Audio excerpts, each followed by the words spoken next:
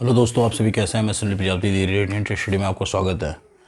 पिछली क्लास में हम लोगों ने कक्षा 11 के एनसीईआरटी बेस पे आधारित वर्क पावर एंड एनर्जी का दूसरी क्लास हम लोगों ने पढ़ा हुआ था। आज तीसरी क्लास है और उसमें जो है हम लोगों ने स्थितिज ऊर्जा तक पढ़े हुए थे। आज उस चीज़ को हम कंटिन्यू करते हैं। आज हम इस क्लास में गतिज ऊर्जा के बारे में पढ़ेंगे, फिर से उस चीज़ को हम आगे कंटिन्यू करेंगे। ठीक है, तो गतिज ऊर्जा होता क्या है। यदि कोई पिंड गतिशील अवस्था में है तो उस गतिशील पोजीशन में जो ऊर्जा उत्पन्न होती है उसको हम गतिज ऊर्जा कहते हैं, यानी हम काइनेटिक एनर्जी कहते हैं। तो गतिज ऊर्जा क्या होता है?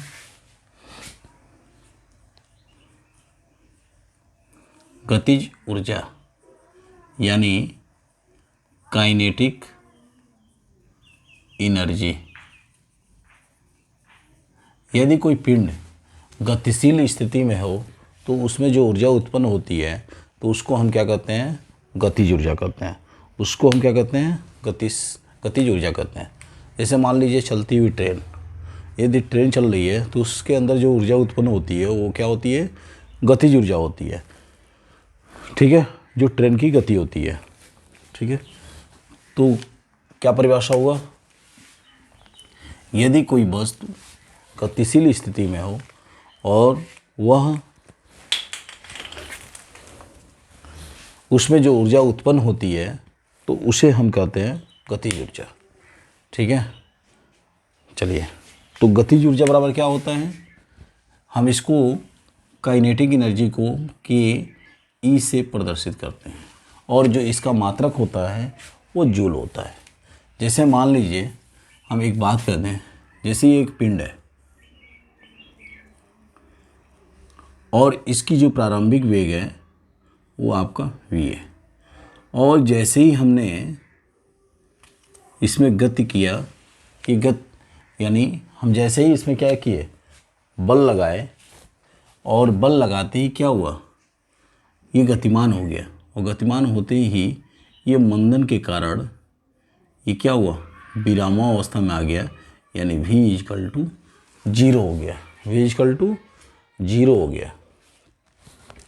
और इसके अंदर जो विस्थापन हुआ हमारा वो कितने मीटर का हुआ? d मीटर का। तो हम कैसे इसके फार्मूला डिराइव करेंगे? यानी हमारी प्रारंभिक वेग क्या थी? प्रारंभिक वेग = v। यदि कोई पिंड है और पिंड पे जैसे ही हम बल लगाते हैं ये पिंड गतिमान होता है, और गतिमान होने के बाद अवमंदन के कारण ये स्थिर अवस्था में आ जाती है जहाँ पे इसका v 0 हो जाता है। तो हम गति के तृतीय नियम से देखते हैं क्या होता है। गति के तृतीय नियम से क्या होता है? v² u² + 2ax। ठीक है, 2ax। तो v क्या है यहाँ पे? v हमारा क्या है? अंतिम वेग है तो 0। प्रारंभिक की वेग क्या है? v²। और मंदन यानी त्वरण के कारण जो मंदन है हमारा, जब मंदन की बात आएगी तो चिन्ह नेगेटिव हो जाता है, और यहाँ पे 2 और जो यक्स है, यक्स यहाँ पर d है, यानी विस्थापन हमारा d है। तो v² = 2ad। तो ad बराबर 1/2 v²। ठीक है। अब आते हैं कि इस पिंड पे किया गया कार्य। तो किया गया कार्य बराबर क्या होता है? किया गया कार्य बराबर W बराबर क्या होता है? FD। कितना होगा? FD। ठीक है, तो आपको पता है कि F बराबर होता है MA। ठीक है, तो हम यहाँ वैल्यू रख दें तो W बराबर F की जगह पे क्या होगा? MA, और D अपनी जगह पे। AD की वैल्यू कितना? 1/2 mv²। तो m 1/2 v²। तो ये हमारा क्या है? ये किया गया कार्य किस में है? गतिज ऊर्जा में है। तो यहाँ पे ke = 1/2 mv²। ये हमारा क्या हुआ? ये हमारा फार्मूला हो गया। तो के का मतलब क्या हुआ? काइनेटिक एनर्जी = 1/2 mv², ये हमारा फार्मूला हो गया। ठीक है, तो क्या हुआ, जब पिंड गति अवस्था में होती, गति अवस्था से स्थिर अवस्था में जाकर रुक जाती है तो क्या होता है, वहाँ पे v = 0 होता है। ठीक है, चलो इसको नोट कर लो। अब हमारा अगला जो टॉपिक है वो है हमारा कार्य ऊर्जा प्रमेय। वो हमारा क्या है, कार्य ऊर्जा प्रमेय है। उसको डिराइव करेंगे, उसको देखेंगे क्या है। ठीक है, चलिए आगे चलते हैं। इसे मिटाते हैं। अगला हमारा पॉइंट है कार्य ऊर्जा प्रमेय।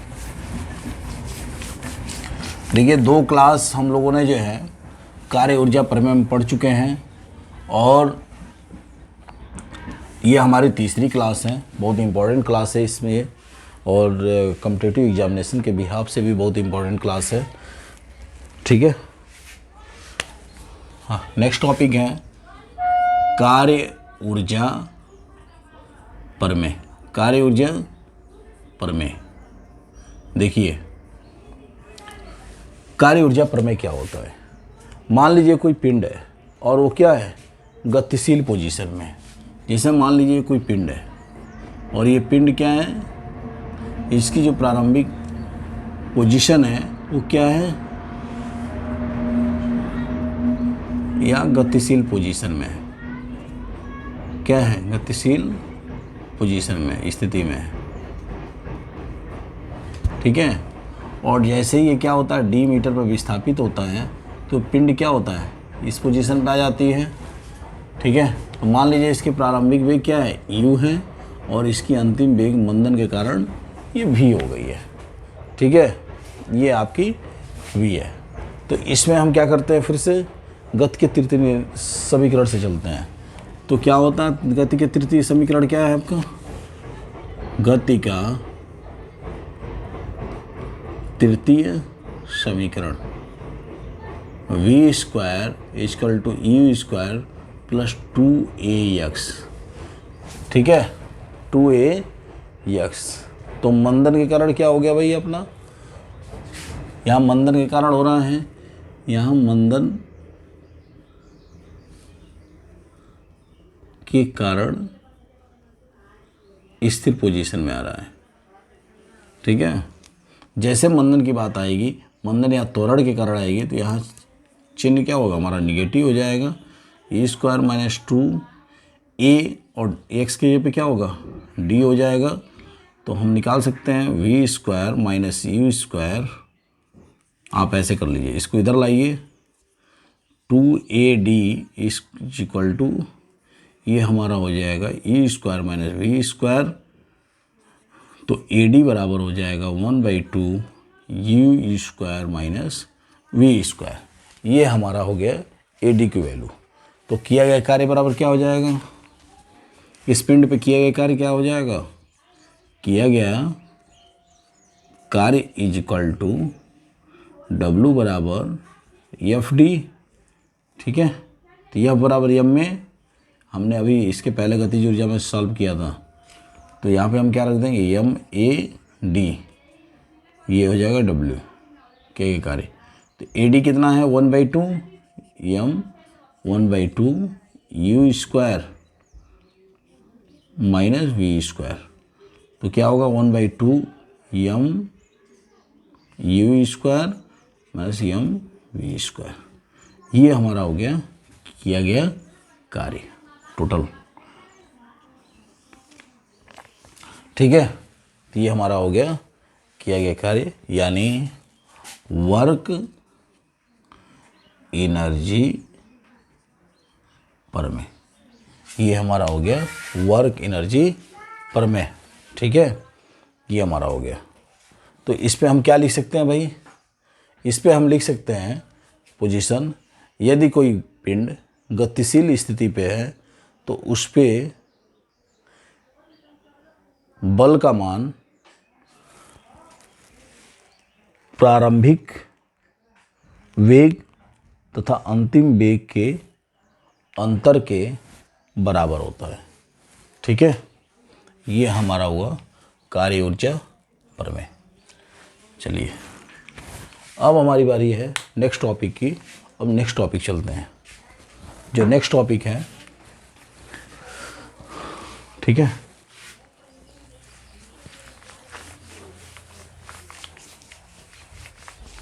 चलो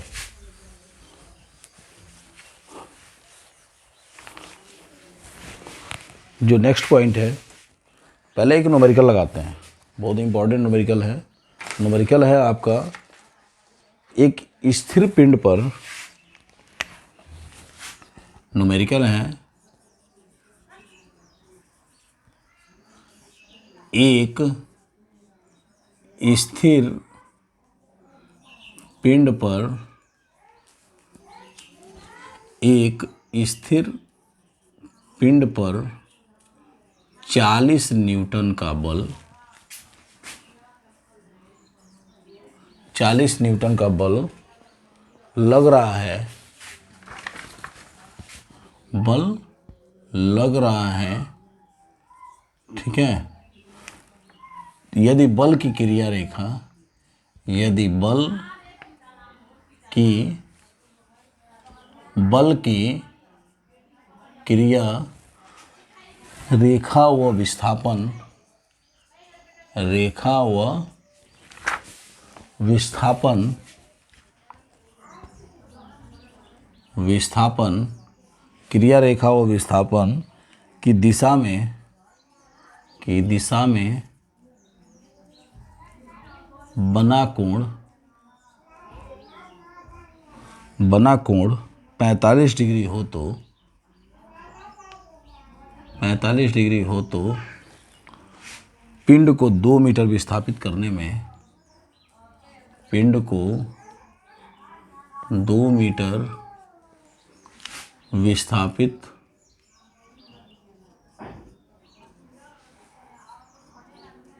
करने में किया गया कार्य बताएं। ठीक है, देखिए क्या कर रहा है, एक स्थिर पिंड पर 40 न्यूटन का बल लग रहा हो, यदि बल की क्रिया रेखा और विस्थापन की दिशा में बना कोण 45 डिग्री है तो पिंड को 2 मीटर विस्थापित करने में किया गया कार्य। मान लीजिए ये पिंड है आपका, ये आपका कोई पिंड है और इस पे आपका 40 न्यूटन का क्या हो रहा है, बल लग रहा है, और ये जैसे ही बल की क्रिया बल लग रहा है तो ये क्या हो रहा है, 2 मीटर ये आपका क्या हो रहा है, विस्थापित हो जा रहा है पिंड। ठीक है, तो बल और विस्थापन के बीच में क्या हो रहा है, 45 डिग्री का कोण बन रहा है आपका, 45 डिग्री का कोण बन रहा है। तो कार्य पूछ रहे हैं, कार्य की गणना कीजिए। तो W बराबर होता है एफ डी कॉस थीटा। तो एफ कितना है 40, डी कितना है 2 और कॉस 45 डिग्री। तो 40 गुणे 2 कॉस 45 1/√2। तो क्या होगा 40 गुणे 2 को क्या लिख सकते हैं, √2 लिख सकते हैं ना, 1/√2, √2 कैंसिल, तो क्या होगा 40/√2। कार्य बराबर क्या होता है, कार्य का मात्रक जूल। ये हमारा आंसर हो जाएगा, क्या होगा, ये आंसर हो जाएगा 40/√2। ठीक है दोस्तों, ये हमारा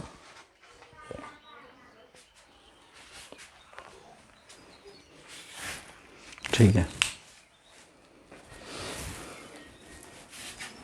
चलिए अब आगे चलते हैं। अगला पॉइंट है संरक्षी बल। क्या है, अगला पॉइंट है संरक्षी बल। ठीक है, नेक्स्ट टॉपिक है हमारा संरक्षी बल। चलिए अगला हेडिंग है संरक्षी बल। संरक्षी बल, ये हमारा है अगला पॉइंट, संरक्षी कंजर्वेटिव फोर्स। Conservative force. ठीक है, देखिए संरक्षी बल क्या होता है। जो संरक्षी बल होता है उसे हम क्या कहते हैं? ये क्या होता है? ये जो कार्य की जो प्रकृति होती है, यानी जो कार्य करने के जो ट्रैक होते हैं, पथ होते हैं, उसकी जो प्रकृति होती है, सॉरी, इसको हम दूसरे तरीके से कह सकते हैं कि वह पिंड जिससे हम कार्य करने की जो पथ होती है वह प्रकृति पर निर्भर नहीं करती है।